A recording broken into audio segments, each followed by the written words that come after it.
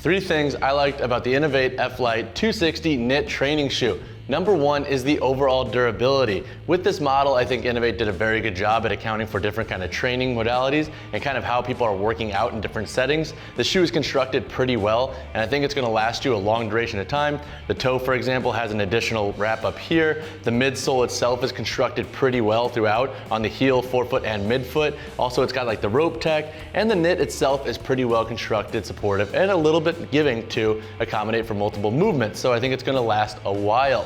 My second pro with this model is the POWERFLOW midsole and how the outsole works in conjunction with that. So the POWERFLOW midsole is this material back here on the heel and up here on the forefoot. I think it's very forgiving, especially on a daily setting. So it's a comfortable shoe to wear in the gym and on a daily setting. So if you don't really want to think about a shoe that you're wearing, let's say on your commute, then to a workout, this model handles that need pretty good. And the outsole itself is also pretty supportive and stable, but not too stable to where it's uncomfortable to wear for long periods of time.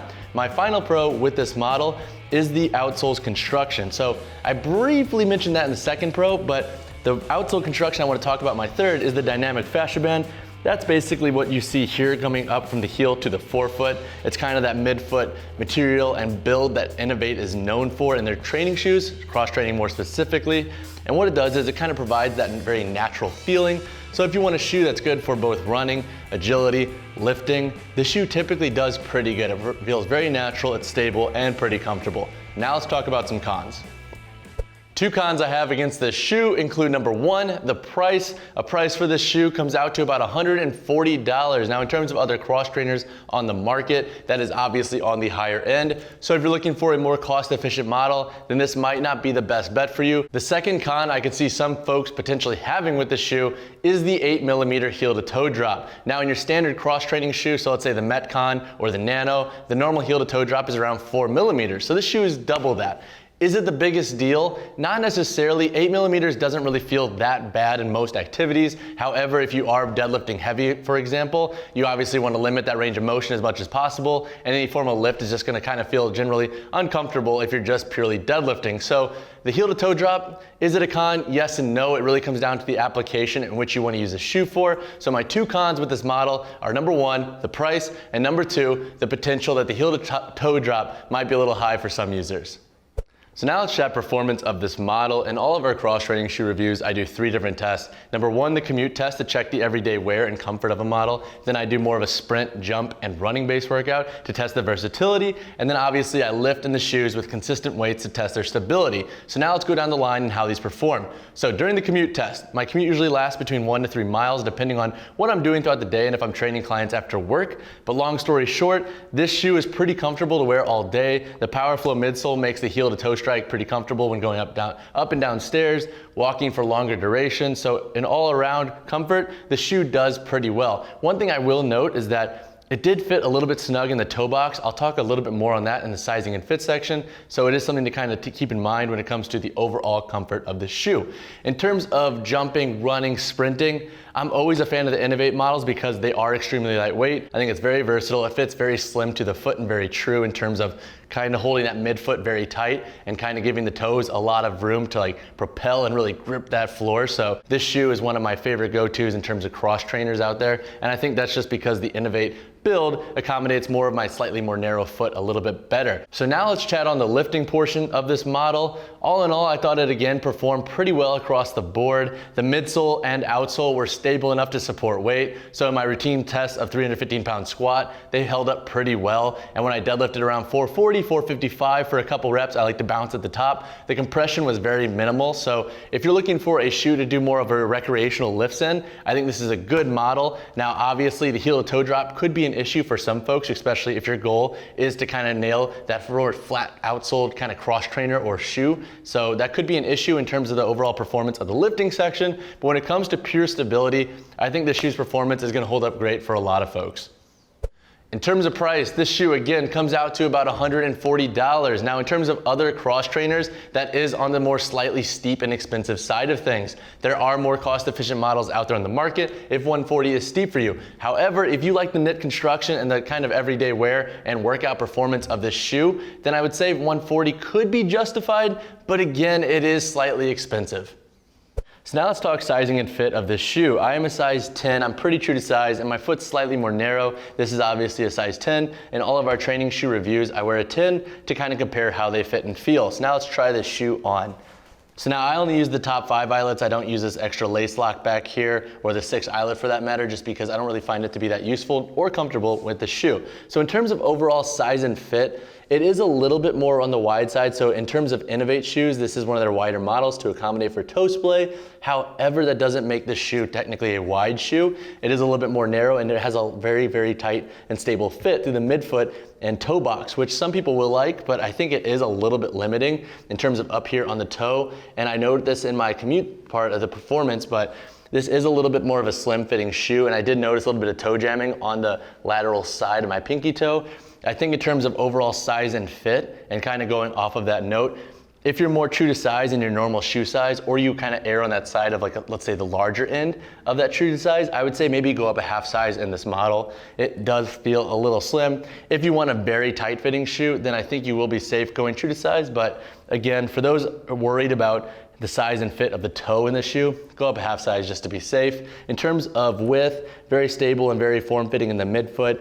Doesn't feel overly tight or limiting. The heel is a decent cut back here. No heel slip at all unless I really pull on that shoe.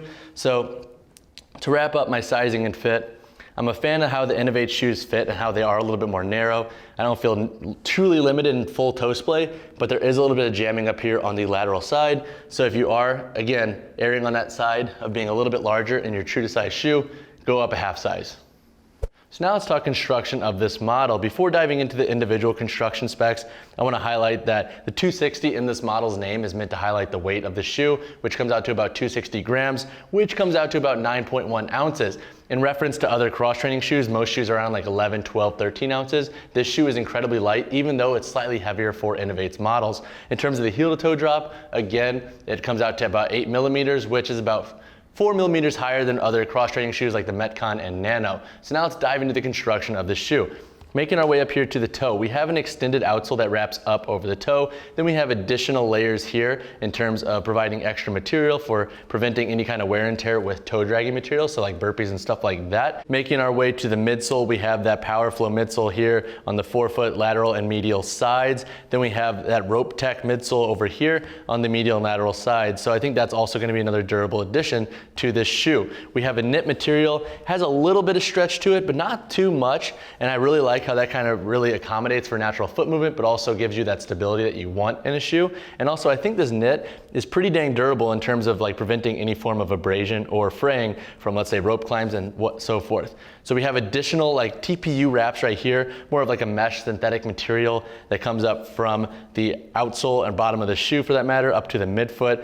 That provides a little additional durability with the shoelaces. So again, I think Inov-8 is being very mindful of the durability of this model, which could kind of justify the higher price point. So the tongue, a little bit of a more narrow tongue, not as padded as some of the other cross trainers we've tried, but wide enough to prevent any form of like kind of bunching in any form of lateral movement and stuff like that. Making our way to the heel itself and its construction. The heel has a decently thick construction here, and you could actually see how it kind of comes off of that knit material. I'm not really sure exactly how thick it is, but again, it is a little bit more beefy in terms of overall construction compared to the forefoot and the knit. Making our way to the heel and the boot of this model. So down here on the midsole, we have that POWERFLOW midsole. We have an outsole that wraps up a little bit higher on the full heel, and then the construction itself of the boot. So it's a little bit thicker in construction compared to the midfoot and the forefoot. So this material itself is a little bit more stable. As you can see, it kind of comes off of that knit a fair amount, and I like that, especially for providing a nice stable heel and preventing any form of heel slip. It looks kind of similar in design to kind of the Metcon model, honestly.